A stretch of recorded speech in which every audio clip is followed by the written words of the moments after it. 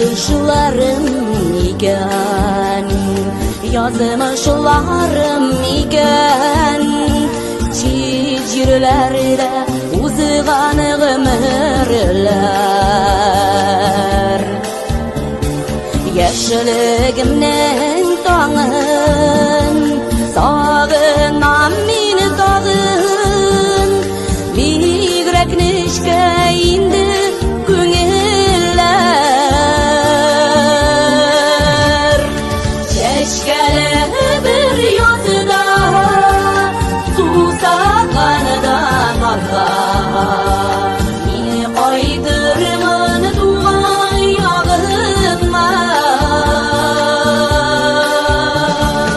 Başka yamanayı sağındım şol diye, eydirişini tuğanlarıma.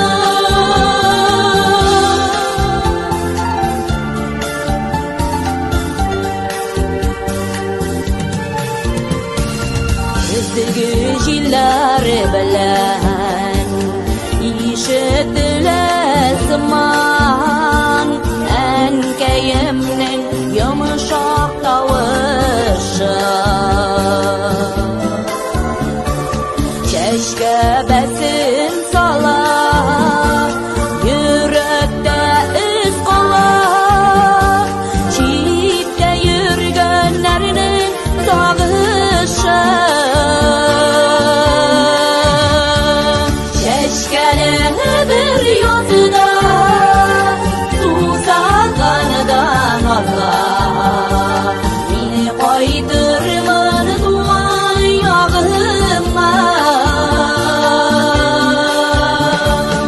Başka yamanayı sağındım şol diye, eydirişini tuğanlarıma.